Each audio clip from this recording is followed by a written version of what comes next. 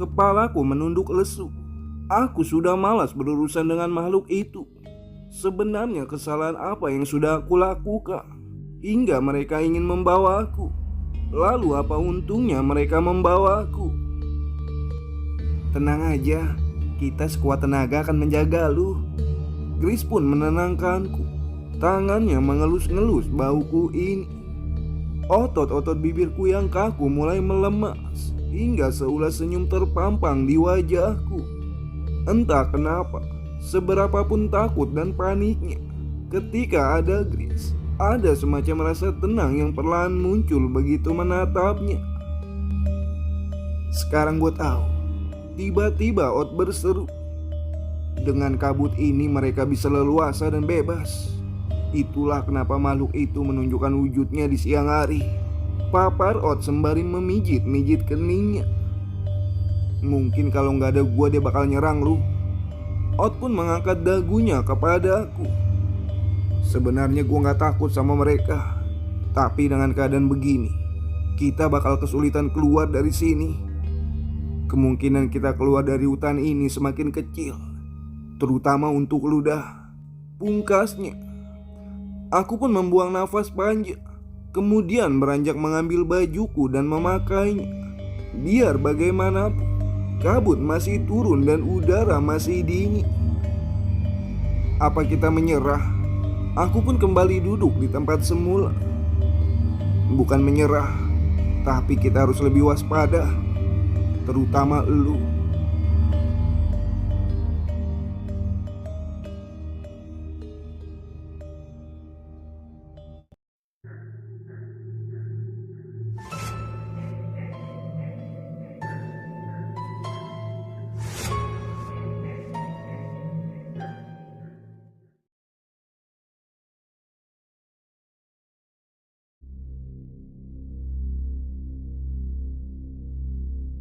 Siang ini kami makan daging. Aku tidak tahu daging apa, karena saat aku terbang, daging tersebut sudah ada di dalam panci. Rasa lapar mengalahkan segalanya, bahkan mengalahkan rasa penasaranku. Tanpa basa-basi, aku pun langsung melahap semuanya. Tak peduli lagi makanan apa yang aku makan. Untuk saat seperti ini, tak etis rasanya kalau masih milih-milih makanan. Selesai makan, aku berjalan menuju sumber air. Minum air mentah menjadi hal biasa beberapa hari ini. Padahal di keseharianku, aku sama sekali belum pernah merasakan minum air mentah. Dan tak jauh dari sumber air, aku melihat Grace tengah duduk termenung di bawah pohon rinda. Saat aku melihatnya, aku teringat dengan sebuah lukisan karya seorang seniman. Dalam lukisan itu, seorang gadis cantik bak bidadari sedang duduk tersenyum seorang diri. Yang berbeda, gadis yang kulihat saat ini tengah termenung, hingga tak melihatku yang berjalan tak jauh darinya. Sumber air yang mengalir langsung dari dalam tanah ini begitu jernih dan juga segar. Aku pun langsung meneguknya beberapa kali. Setelah itu aku menghampiri Grace. Aku pun duduk di sampingnya. Makan tidak teratur membuat asam lambung naik, ucapku basa-basi. Walau aku tahu Grace melamun bukan karena sakit perut. Nanda memang beda, gumam. Kemudian tersenyum simpu. Aku pun membalas senyumannya. Jujur gue takut dah. Deru nafas berat yang dibuang perlahan terdengar olehku. Aku juga begitu. Enggak. Rasa takut gue berbeda. Aku pun menautkan alis.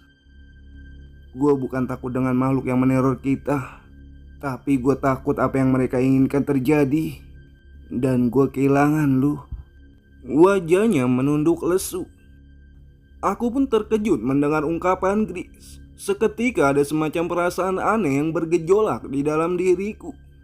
Ingin rasanya membelai rambutnya atau memeluk menenangkannya. Namun sebagian diriku merasa ragu. Dasar pengecut, gumamku dalam hati. Akhirnya yang terjadi, aku hanya bisa terdiam menatapnya dengan perasaan tak karuan. Dah, Nanda. Suara Ot terdengar berkali-kali memanggilku, mencairkan suasana canggung kami. Aku kesana dulu ya, Gris. Ot memanggilku. Gris pun hanya mengangguk sembari mengusap wajahnya itu. Dan sesampainya di dekat tenda, Ot memberikan satu buah tombak yang tempo hari ia buat. Sekarang giliran kita yang berburu, ujarnya. Aku pun terdiam mematung dengan memegang tombak itu. Seumur-umur baru kali ini aku berburu.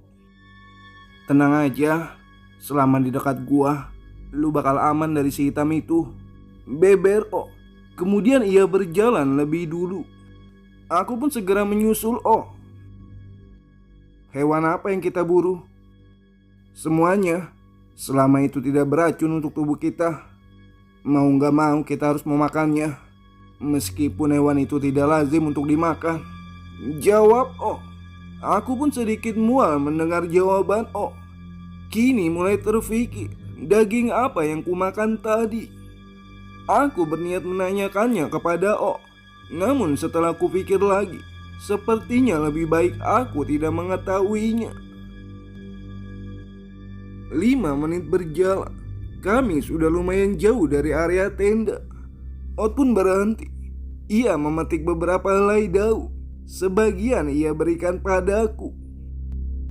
Gosokkan ke sebagian tubuh, perintahnya. Daun ini bisa menyamarkan bau kita saat bertemu hewan yang penciumannya tajam. Aku pun menuruti apa yang disuruh oleh Oh. Sementara daun ini memang memiliki aroma yang begitu kuat. Kayaknya lu makin dekat ya sama si Gris. Mendadak Ot bertanya hal yang tidak kuduga. Biasa aja, jawabku yang singkat. Sedangkan tanganku masih menggosok-gosokkan daun itu ke bagian lengan. Gue sih gak masalah lu mau sedekat apa sama dia. Cuma gue mau ngingetin, jangan sampai lu nyimpan perasaan sama dia. Kenapa memangnya? Gak apa-apa, gue cuma khawatir nanti lu akan patah hati seumur hidup, ujar Oh. Kemudian ia kembali berjalan. Aku pun segera mengikutinya. Apa Gris sudah punya pacar? Tanya aku. Dia sama kayak lu. Terus kenapa? Gue cuma ngingetin lu aja. Gue gak berhak menjelaskan apapun tentang si Gris. Kalau lu mau tahu, cari tahu sendiri. Sejenak aku terdiam dan tak ingin berpikir macam-macam. Aku pun melupakan obrolan barusan. Kami kembali fokus mencari hewan buruan. Beberapa kali Ot berjongkok mencari jejak-jejak hewan yang mungkin terlihat di tanah. Namun kami belum menemukan tanda-tanda ada hewan di area kami berada. Sampai akhirnya kami pun kembali berjalan. Lu tahu kisah tentang 4 domba dikejar seekor serigala? Ot pun menoleh ke arah belakang. Aku pun menggelengkan kepala. Ada 4 ekor domba yang sedang makan rumput di tepi hutan. Namun tanpa mereka sadari, mereka masuk ke dalam hutan. Kemudian ada seekor serigala yang melihat kawanan 4 domba tersebut. Ot pun bercerita sembari berjalan. Serigala tersebut tidak langsung menerkam domba-domba itu. Berhubung ia hanya sendirian, ia tak ingin mengambil risiko melawan 4 domba tersebut secara bersamaan. Apa yang serigala itu lakukan? Dengan antusias aku mendengarkan cerita Oh. Serigala itu melihat batang kayu yang sudah rubuh. Batang kayu itu sudah lapuk, tengah-tengahnya bolong. Serigala itu pun melonglong ke tengah-tengah batang kayu tersebut, sehingga suaranya menggema, terdengar seperti puluhan serigala. Ot begitu husu bercerita. Sesekali ia menoleh ke arah belakang. Kemudian keempat domba itu kocar-kacir mendengar suara serigala. Satu domba yang sudah tua tak sanggup lagi untuk berlari. Akhirnya ia berinisiatif mengorbankan diri supaya ketiga domba yang masih muda selamat. Tapi ketiga domba muda itu terlalu bodoh. Saat mendengar kembali suara serigala, mereka malah berpencar dan akhirnya mati satu persatu diterkam serigala. Aku pun menghentikan langkahku. Mungkinkah kita akan berakhir seperti keempat domba itu? Tidak, kalau kita tetap bersama, tegas Ot. 1 jam mungkin kami berkeliling mencari buruan. Namun kabut menjadi salah satu faktor. Belum adanya hewan yang menampakkan diri. Shh. Tiba-tiba Ot menarik bajuku untuk berjongkok, bersembunyi di balik sebuah batu besar. Ot pun menempelkan telunjuk di bibirnya supaya aku diam. Dan tidak berapa lama, aku mendengar suara langkah dari balik batu belakang kami. Langkah itu terdengar berat. Kemungkinan pemilik langkah itu memiliki tubuh yang begitu besar. Suara langkah kaki itu semakin dekat, hingga berhenti tepat di belakang tempat kami bersembunyi. Disusul suara geraman yang hampir membuat jantungku lepas. 5 menit berlalu, suara langkah kaki itu masih terdengar mondar-mandir di belakang kami. Bahkan jantung kami sudah seperti popcorn yang meletup-letup tak karuan. Rasanya lebih menegangkan bersembunyi seperti ini dibanding berhadapan secara langsung. Entah makhluk seperti apa yang sedang mondar-mandir di belakang kami ini. Mungkin hewan buas, mungkin juga makhluk lain. Entahlah, aku sendiri tidak tahu. Yang jelas, kalau sampai Ot bersembunyi seperti ini, sudah pasti makhluk itu bukanlah makhluk yang ramah. Dan mungkin karena efek daun yang kami gosokkan ke tubuh kami, perlahan-lahan terdengar suara langkah itu menghilang menjauh pergi. Aku membuang nafas lega. Rasanya seperti lepas dari hukuman mati. Tadi itu apa? Yang jelas bukan buruan kita, sahut Ot. Kemudian ia berdiri sembari menepuk-nepuk celananya yang kotor oleh tanah. Nih, kasih jantung lu cairan. Ot melempar 1 botol air yang ia ikat di pinggangnya. Ia tahu tadi jantungku bekerja begitu keras. Aku pun meneguk 1/4 air dari isi botol tersebut dan lekas mengikuti Ot yang sudah mulai kembali berjalan. Namun langkahku terhenti saat Ot memberi isyarat untuk dia. Apalagi, aku kembali berbisik. Ada mangsa. Seekor hewan berbulu coklat mirip kambing sedang memakan rumput dedaunan berjarak 7 meter di depan kami. Kijang. Ot pun mengangguk. Setauku, kijang adalah hewan yang dilindungi. Namun dalam keadaan kami saat ini, mau tak mau, kami harus memburunya. Terlepas dari itu, aku merasa lega. Hewan yang kami temui adalah kijang, bukan hewan melata. Tak bisa aku bayangkan kalau yang kami temui adalah ular. Sudah dipastikan, Ot akan tetap memburunya. Dan di saat aku memikirkan hal lain, Ot sudah mengambil ancang-ancang untuk melempar tombak itu. Tepat sasaran. Tombak yang dilemparnya menancap persis di perut kijang. Kejar Ot, seruku melihat kijang itu berlari. Gak usah capek-capek, kita ikuti aja jejak darahnya. Dan tak jauh dari tempat semula, kijang itu sudah terkapar kehabisan darah. Sekilas cahaya berwarna jingga memasang menyusup di antara putihnya kabut, seolah ingin menyampaikan pesan bahwa hari berat ini telah selesai. Saatnya berganti menjalani hari berat selanjutnya. Ot dan aku pun datang memikul batang kayu dengan 1 ekor kijang terikat di tengah-tengahnya. Seperti adegan dalam film, aku merasa gagah membawa kijang ini, walaupun aku tidak berkontribusi saat memburunya. Gimana? Wajah manis itu tersenyum sumringah menyambutku. Apanya? Berburu? Seru? Jawabku yang kecut. Aku tak mau mengingat lagi bagaimana menegangkannya saat bersembunyi di balik batu. Sementara Dri sepertinya sudah biasa mengurus hewan. Tangannya begitu lincah menguliti, membuang isi perut, sampai memisahkan daging dari tulang kijang tersebut.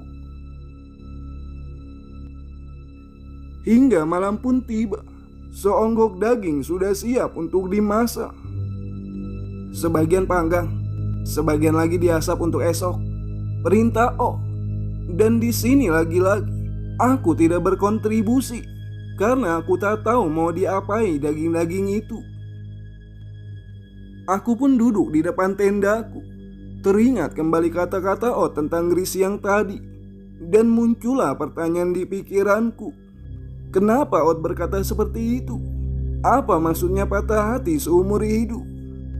Aku pun menatap langit, berharap menemukan opini yang tepat untuk menjawab keresahan di kepalaku ini. Dan di saat yang tepat, Gris pun datang menghampiri. Ia berdiri di hadapanku dengan pakaian lengkap seperti pertama aku bertemu dengannya. "Lagi ngapain?" tanyanya. Melihat pemandangan indah. Gris pun mendongakkan kepalanya. "Mana? Orang langitnya ketutup kabut." "Yang lagi diri di depanku," sahutku tersenyum. "Kelamaan di hutan jadi gila kan lu?" Ia tertawa renyah. Rasanya sudah lama sekali aku tidak melihat Gris tertawa seperti ini. Aku lebih senang melihatnya seperti ini daripada melihat ia melamun saat siang tadi. Gris pun kemudian duduk di sebelahku. "Mungkin gak sih keinginan kita dikabulin malam ini?" Pertanyaan yang aneh sebenarnya, namun begitu saja terucap dari bibirku. "Kenapa enggak? Keajaiban datang dimanapun kita berada," sahut Gris. "Kalau gitu, aku berharap ada sekotak nasi." "Lu berharap ada keajaiban dan lu cuma minta sekotak nasi?" Gris pun tertawa geli. Bukan itu harapanku yang sebenarnya. Harapanku adalah ingin membawa Gris keluar dari hutan ini dengan selamat. "Kalau kamu punya permintaan." "Emangnya lu Om Jin?" Lagi-lagi ia tertawa. "Ya kan siapa tahu malam ini ada keajaiban seperti yang kamu bilang." Gris pun menggigit bibir bawahnya seolah sedang berpikir. Kalau lu minta sekotak nasi, berarti gue minta udang deh, biar kita makan bareng." Ia pun menoleh padaku dengan senyum indahnya. "Aku alergi udang." "Ya udah tempe aja." "Nggak suka tempe." "Ya udah apa aja deh." Kami pun tertawa bersama. Namun tiba-tiba Gris tertunduk dia. Tangannya melingkar memeluk lutut. Gris terdiam memandangi ujung sepatunya.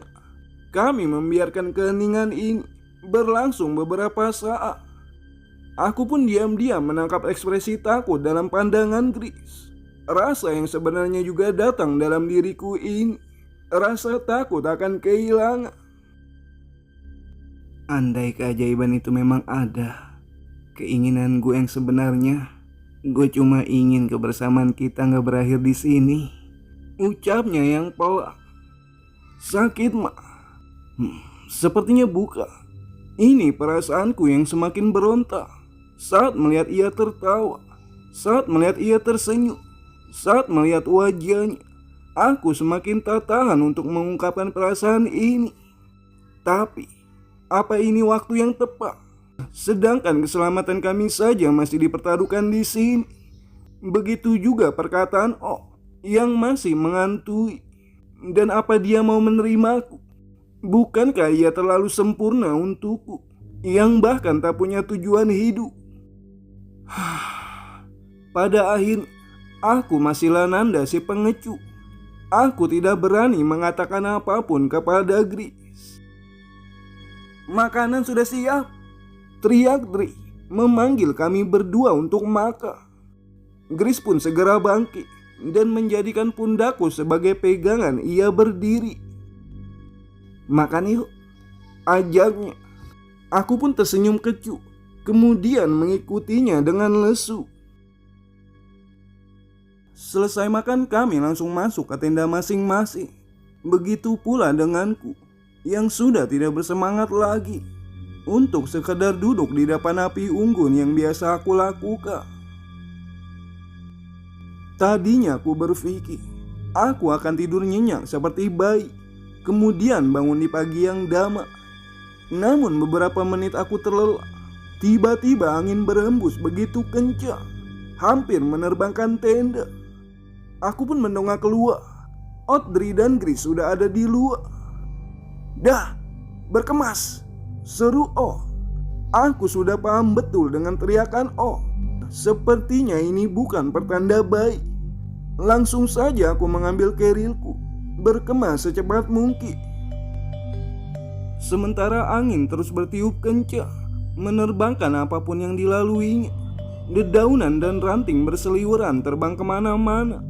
Segera aku gendong kerilku, bergegas menyusul Audrey dan Grace yang sudah lebih dulu pergi. Dan entah kenapa, aku merasa sangat ingin melihat ke arah datangnya angin. Dan apa yang aku takutkan benar adanya. Angin ini bukan pertanda baik. Terdapat sepasang mata merah mengawasiku. Bukan hanya satu, 3 pasang mata merah menyala mengawasiku dari kegelapan. "Nanda, ayo cepat!" Grace kembali berteriak. Dan setelah dirasa cukup, aku pun berniat untuk segera berlari menyusul mereka. Tapi kenapa kakiku tidak bisa digerakkan? Punggungku pun ditepuk dengan keras. Kakiku yang kaku sekejap normal kembali. "Ayo," ujar Oh. Aku pun segera berlari mengikutinya, tidak mempedulikan lagi apa yang ada di belakangku. Kami terus berlari. Perasaanku mulai tak karuan. Pikiran-pikiran negatif kembali bermunculan. Juga rasa takut yang menjalar ke seluruh tubuh ini.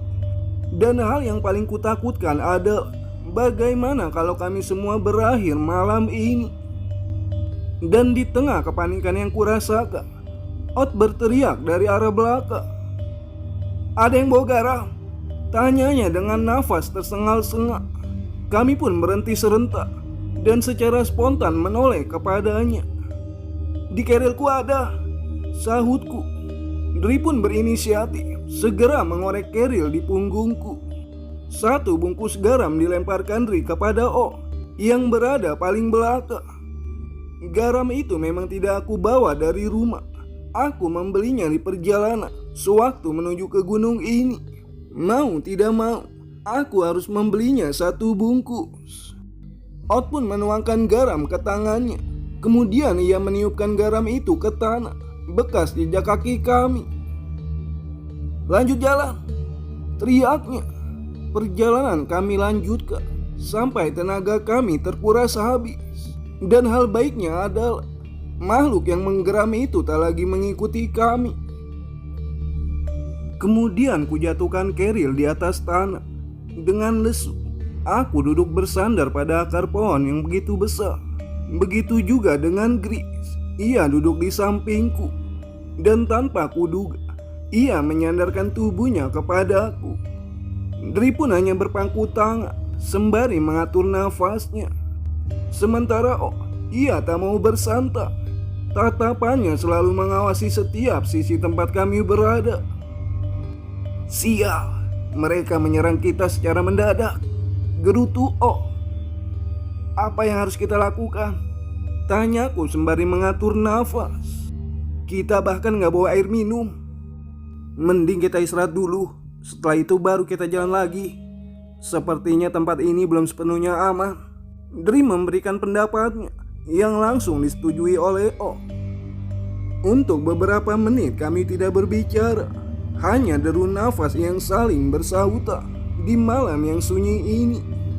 Tidak ada suara hewan, hanya suara decitan dari dahan pohon yang sesekali tertiup angin. Grace pun sepertinya begitu nyaman bersandar di bahuku. Nafasnya yang terengah-engah terdengar jelas di telingaku. Dan di sela-sela ia mengatur nafas, ia tertawa pelan. "Kenapa?" tanyaku seraya melirik ke arahnya. Ternyata yang datang bukan keajaiban dah. Kemudian kami tertawa bersama. 30 menit kami habiskan untuk mengatur ulang paru-paru supaya memompa oksigen lebih teratur. Setelah itu, kami memutuskan untuk kembali berjalan, mengingat malam sudah berada di puncaknya dan kami harus mencari tempat yang aman untuk beristirahat.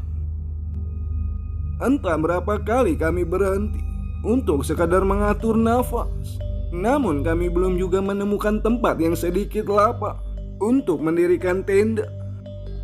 Ot pun berjalan di paling belakang, sementara Dri memimpin berada di depan.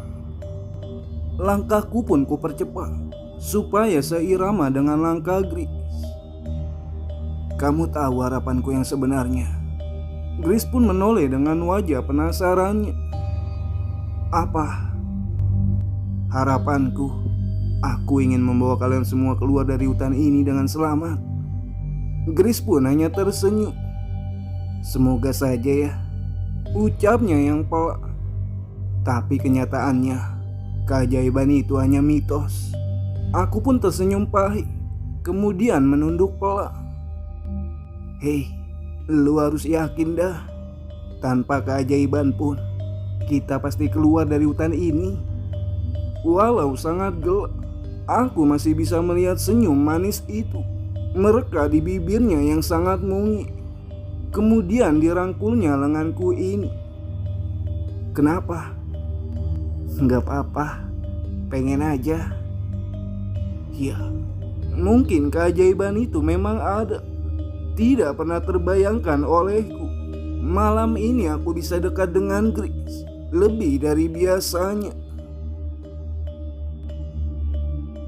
Sampai pagi pun menjelang, kami belum juga menemukan tempat yang nyaman untuk beristirahat. Yang kami temui justru tempat yang penuh dengan bebatuan. Mustahil mendirikan tenda di tempat seperti ini. Aku pun merebahkan tubuh di salah satu batu yang cukup besar dan juga berlumut. Kita tidur di sini aja deh. Iya, gue juga udah gak kuat. Gris mendukung perkataanku. Biar gue periksa sekeliling dulu ya. Seperti biasanya, Ot selalu menjaga keamanan tempat keberadaan kami. Namun baru saja aku terlelap, Ot datang sembari memaki tak jelas. Sial, ada apa? Ikut gua. Kami pun bergegas mengikuti perintah Ot. Dan apa yang kulihat begitu mengejutkan. Kami kembali ke tempat tenda. Bahkan daging yang kami tinggal terlihat masih utuh di atas tungku api. Kita sudah dipermainkan. Sudahlah Ot, kita beristirahat saja dulu. Tanpa memasang tenda, aku pun langsung berbaring di atas tanah dengan keril ku jadikan bantal. Sedangkan Dri, ia sudah lebih dulu terlelap.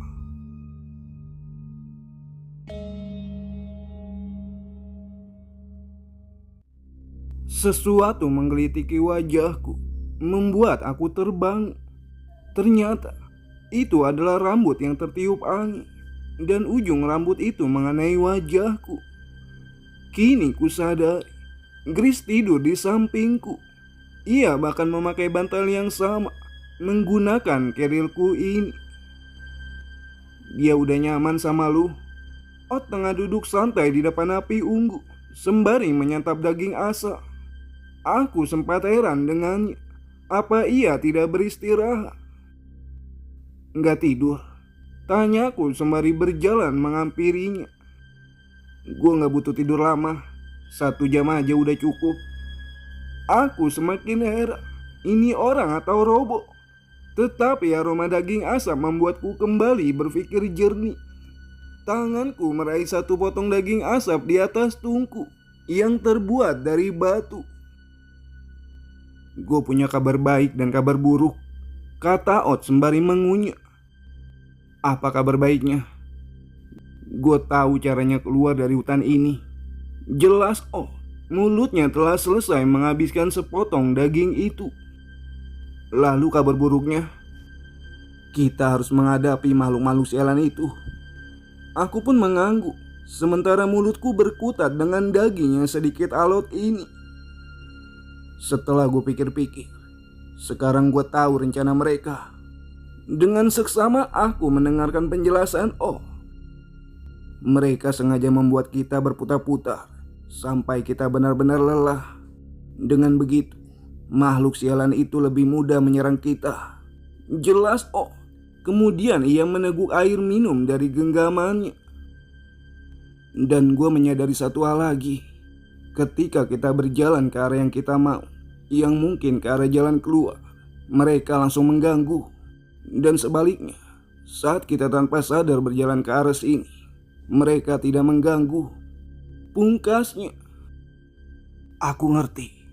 Artinya kalau kita berjalan dan kita diganggu, berarti itu arah yang tepat keluar dari hutan ini. Ucapku sembari mengangguk beberapa kali, memahami perkataan Ya, itu maksud gua. Ucap membenarkan. Lama berbincang dengan akhirnya Gris dan Ri pun mulai terbang. Kami pun mulai membicarakan lagi rencana untuk keluar dari sini. Ri dan Gris pun tidak banyak protes. Mereka selalu menyetujui setiap detail rencana yang dibeberkan Aku sudah muak dan lelah berlari dari mereka. Kalau memang harus mati, setidaknya tidak mati sebagai pecundang. Ujarku dengan semangat berapi-api. Ya, setiap dari kita memiliki tekad seorang petarung. Di satu titik kita akan diuji sampai kita terlihat seperti pecundang.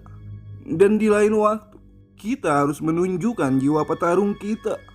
Tak peduli akan berakhir mengenaskan atau tersenyum dengan kemenangan. Kemudian kuraut ujung ranting, hendaknya menyerupai jarum yang begitu tajam. Lalu kugoreskan perlahan di punggung lenganku. Dan goresan itu meninggalkan rasa yang begitu perih sampai terbentuk kata, "Maaf Bu." Aku berharap setidaknya akan ada yang membaca tulisan ini seandainya aku mati di sini.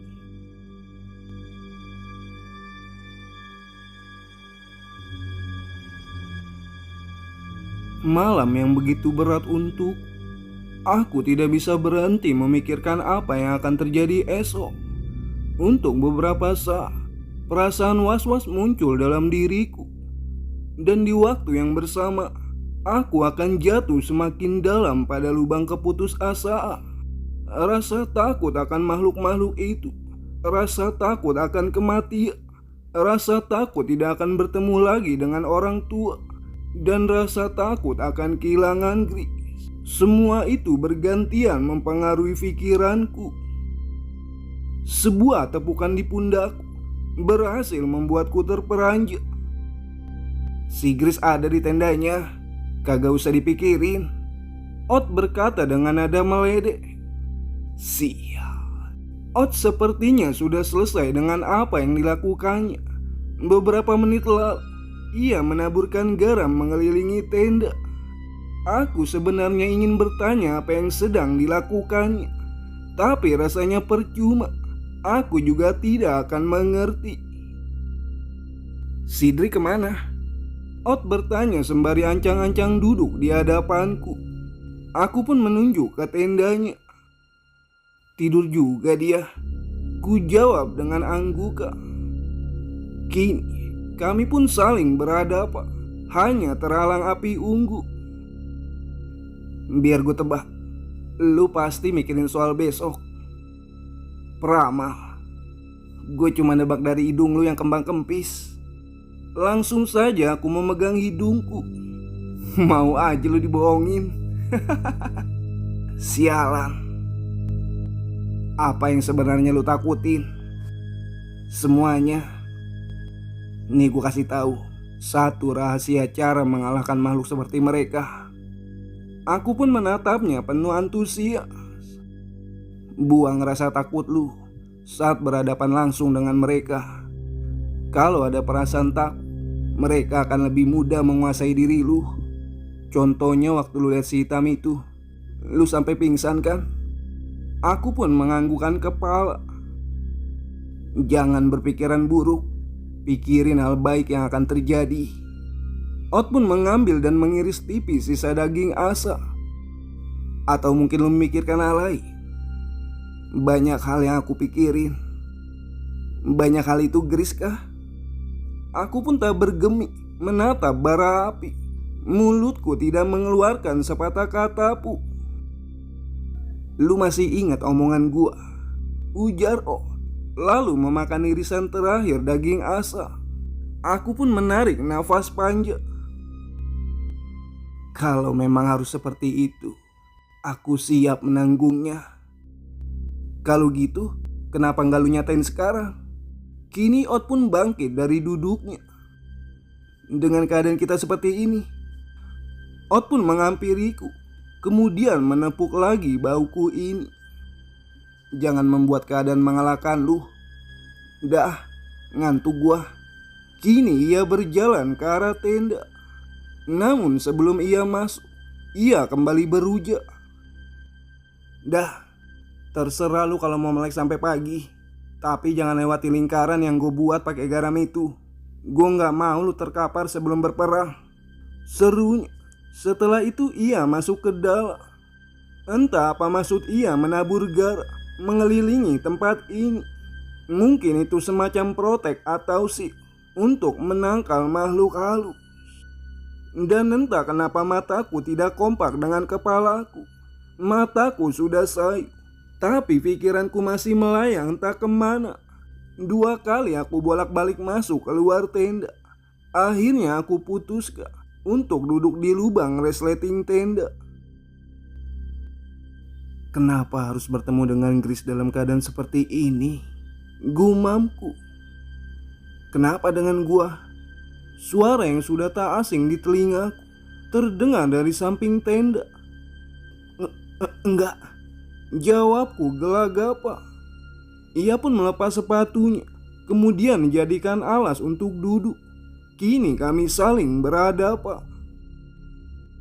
Gue dari tadi belum tidur, dan gue dengar lu sama si Ot ngomongin gue. Jantungku seakan mau berhenti. Apa dia akan marah besar? Lihat mata gua dah. Aku pun mengangkat pandanganku. Nampak 2 bola mata indah mengarah padaku. Bukan tatapan marah yang aku lihat, namun sepasang mata berbinar penuh harap yang membuatku semakin tak berdaya. Kami pun saling bersitata penuh arti. Perasaanku mulai berkecamuk tak karuan. Apa lu gak mau mengatakan sesuatu? Suaranya mulai terdengar serak. Dan dari sepasang mata indah itu meneteskan bulir-bulir bening yang perlahan membasahi pipinya. Dan dengan berat aku menggeleng, kemudian menundukkan kepala ini. Aku bukan tak mau, namun saat ini aku merasa belum pantas untuk mengatakan apapun. Tolong bersabar sebentar lagi. Mungkin setelah aku membawamu keluar dari sini, aku akan merasa lebih pantas. Jadi begitu. Gris pun mengusap pipinya yang basah. Kalau gitu gue mau tidur. Lu juga harus istirahat ya. Ia pun memegang lenganku, kemudian pergi meninggalkanku seorang diri. Dan di saat yang bersama, rasa penyesalan itu datang. Kenapa tak kuungkapkan saja tadi?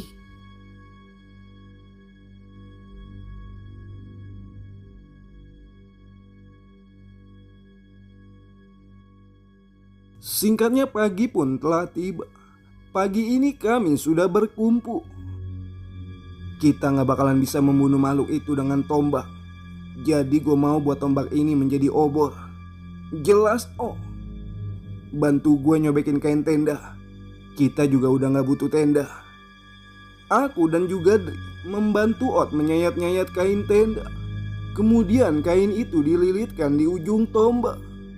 Ot pun menaruh lemak kijang dalam panci. Lemak kijang itu dibiarkan sampai meleleh. Lalu kain tenda di ujung tombak ini dicelupkan ke dalam lemak mencair itu. Ini berfungsi biar obor gak mudah padam. Pengganti minyak.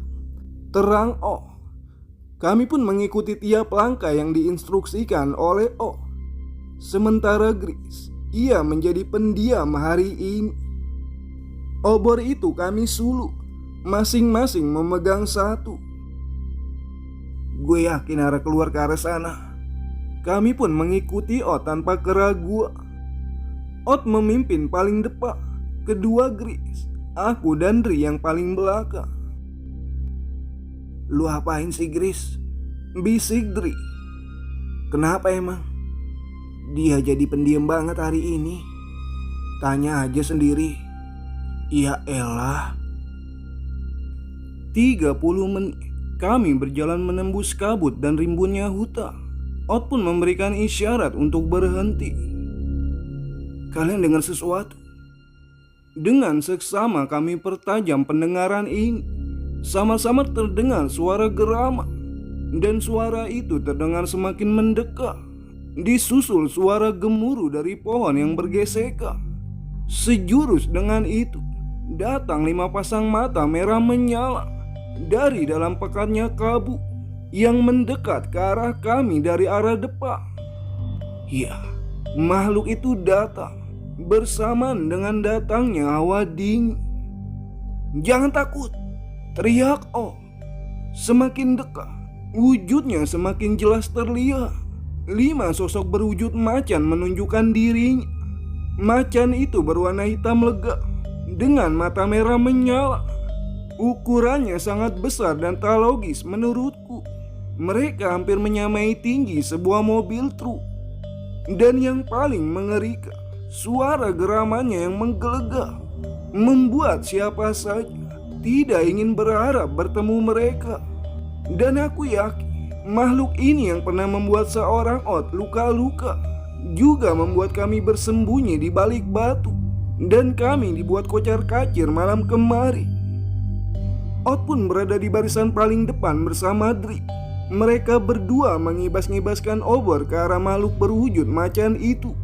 Makhluk-makhluk tersebut terus meraung-raung mengeluarkan gerama, meskipun mereka mundur secara perlahan. Posisiku saat ini berada paling belakang. Saat ini aku tidak lagi merasa takut. Juga ketika melihat Gris menangis semalam membuatku kehilangan rasa takutku. Hanya saja aku masih tak percaya dengan yang kulihat ini. Makhluk apa sebenarnya mereka? Dan ada semacam hawa yang bertabrakan di sini.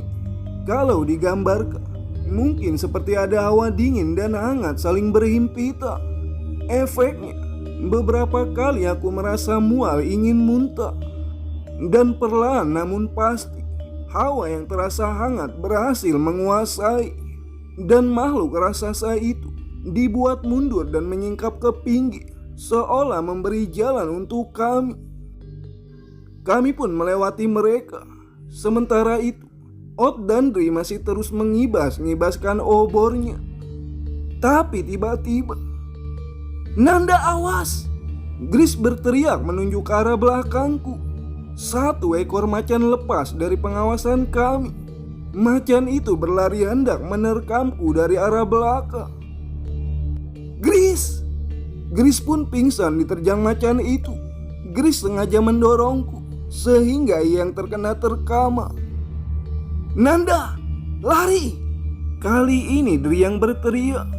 Dan tanpa pikir panjang, aku pun langsung membopong Gris dan berlari ke arah Ot juga Dri. Lu lari dah, biar kita yang nahan makhluk keparat ini, perintah Ot. Kalian gimana? Kita nyusul nanti. Cepat lari! Dri juga berteriak agar aku cepat berlari. Aku pun menatap mereka dengan penuh keyakinan. Kemudian tanpa melihat ke belakang lagi, aku berlari sekencang mungkin. Dan beberapa meter kemudian, ternyata aku belum benar-benar lepas dari makhluk-makhluk itu. Di samping kiriku, kini berkelebat sosok hitam mengejarku. Dan sesuatu mengantamku hingga aku terjatuh. Beruntung, Gris tidak jatuh dari pangkuanku. Si hitam, gumamku. Agar lebih mudah bergerak, aku pun memindahkan Gris ke punggungku. Kemudian kembali berjalan. Namun lagi-lagi, kali ini aku tersungkur ke arah depan. Sialan, aku gak takut sama kalian brengsek. Dengan sekuat tenaga, aku pun kembali berdiri dan terus berjalan. Entah berapa kali aku jatuh bangun, dihantam terus menerus, sampai akhirnya berhenti dengan sendirinya. Tubuhku sudah sempoyongan dengan beban berat di punggungku ini. Mungkin ratusan meter aku melangkah. Perlahan kabut mulai menipis dan menghilang. Sampai akhirnya aku pun bisa melihat mentari dengan jelas. Tubuhku sudah mencapai batasnya. Saat kupaksakan melangkah, tubuhku bergetar hebat. Aku pun kembali terjatuh. Untuk kesekian kalinya aku tersungkur. Kemudian kubaringkan Grace di tanah sembari mengatur nafas. Aku pun duduk dan memegang tangannya. Grace, bangun, kita berhasil. Namun Grace tidak merespon sama sekali. Kumohon Grace, bangun Grace. Maafkan aku mencintaimu. Aku pun berlutut di sampingnya. Tetes air mata tak sanggup lagi aku tahan. Aku pun mencoba untuk menggendongnya lagi. Namun tubuhku sudah tak berdaya. Kamu kuat, Grace.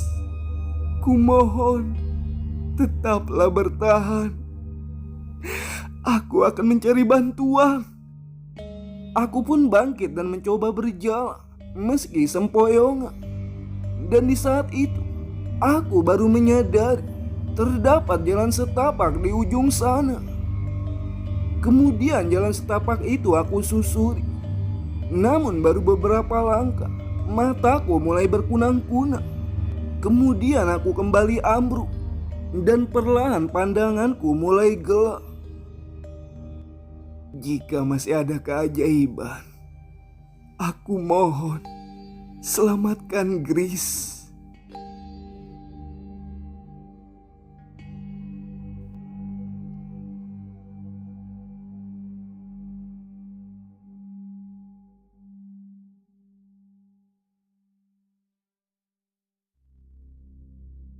Grace! Aku pun terkesiap bangkit dari tidur. Tubuhku terasa remuk, kepala juga pening. Untuk beberapa detik, baru aku sadari aku tengah berada di sebuah ruang kesehatan. Lengan kiriku terpasang selang infus, dan 2 orang masuk ke ruangan ini saat melihat aku terbang. Teman saya mana? Mereka pun tak menjawab, malah nampak kebingungan. Saya mau melihat teman saya. Aku mencoba bangkit, turun dari ranjang, tapi tubuhku ditahan oleh 2 orang yang mengenakan baju perawat ini. Jangan banyak bergerak, istirahat saja dulu, kata salah satu dari mereka. Kemudian yang satunya keluar dan kembali dengan seorang pria parubaya mengenakan seragam coklat. Saat masnya pingsan, masnya selalu ngigau manggil-manggil nama Grace. Kami sudah melakukan penyisiran di area ditemukannya si Mas. Namun kami tidak menemukan siapapun. Terang bapak polisi itu. Awalnya aku tidak percaya dengan polisi yang mengatakan tidak menemukan Grace. Tapi yang mengatakannya bukan hanya 1 orang. Semua yang ikut pencarian mengatakan hal yang sama. Tidak menemukan siapapun kecuali aku. Untuk beberapa hari aku dirawat, sampai akhirnya aku dijemput pulang ke rumah. Suasana haru pun menyelimuti rumahku. Aku disambut seperti artis terkenal. Bukan hanya keluarga, banyak pula tetangga yang ikut menyambut kedatanganku.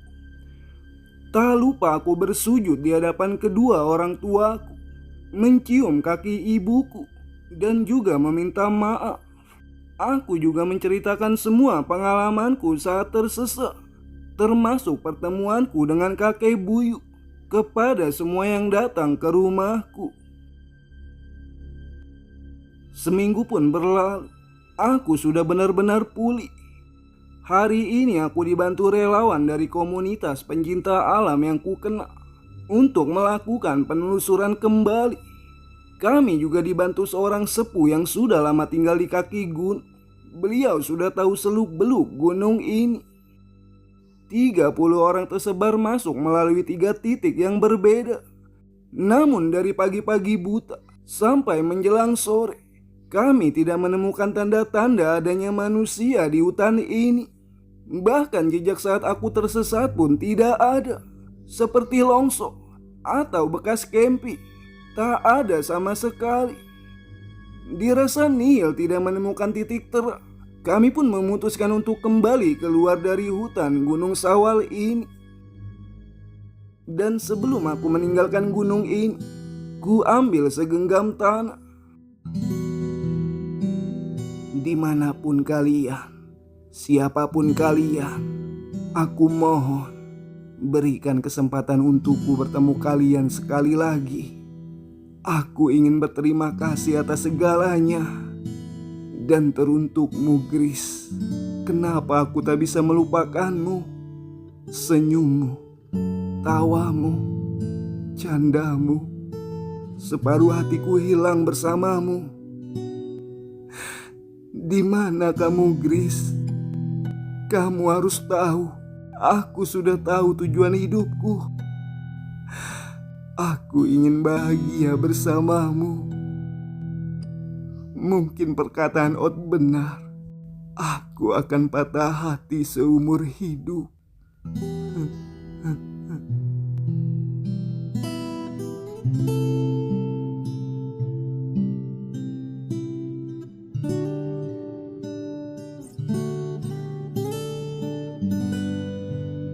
Aku pun berlutut dan menunduk lemas.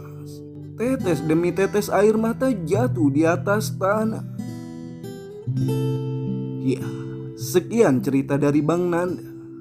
Tapi di sini terdapat beberapa teori tentang kejadian yang menimpanya. Teori pertama datang dari keluarganya yang mengatakan kalau ketiga orang yang ditemui Bang Nanda adalah kodam yang dikirim untuk menyelamatkannya. Karena selain berupaya dengan tim penyelamat dan juga polisi, keluarga Bang Nanda juga berusaha dengan jalan supranatural, meminta bantuan ahli hikmah atau sebagainya. Kemudian teori kedua ada yang mengatakan kalau ketiga orang itu adalah arwah dari 3 orang yang tewas di hutan tersebut. Lalu teori ketiga mengatakan kalau Bang Nanda tidak benar-benar naik gunung. Nanda tersesat ke alam goib, bahkan saat baru turun dari motornya. Dan orang yang ditemui Bang Nanda itu adalah penunggu gunung yang baik, yang akan menolong siapapun yang tersesat di sana. Dan teori keempat atau yang terakhir, ini adalah teori yang paling gila. Banyak yang meyakini kalau semua itu hanyalah halusinasi atau fata morgana. Ketiga teman Bang Nanda itu hanyalah teman imajinasi. Dan saat kami tanya teori mana yang benar menurutnya, Bang Nanda pun menjawab tidak tahu, karena ia sendiri pun tidak paham. Dan menurut kalian, teori mana yang paling logis atau masuk akal? Atau kalian mempunyai teori sendiri? Silahkan tinggalkan di kolom komentar. Dan Bang Nanda juga berkata, saking susahnya ia move on dari sosok Gris, ia bahkan mengundang seorang pelukis sketsa wajah profesional untuk menggambarkan sosok Gris yang terus melekat di ingatannya. Kini, lukisan wajah Gris ada di rumah Bang Nanda. Namun Bang Nanda sendiri tidak berkenan untuk mempublikasikannya. Ya, cukup kita nikmati ceritanya. Tak perlu mengetahui lebih jauh tentang kehidupan pribadinya. Hormati privasinya. Dan terima kasih sudah mendengarkan.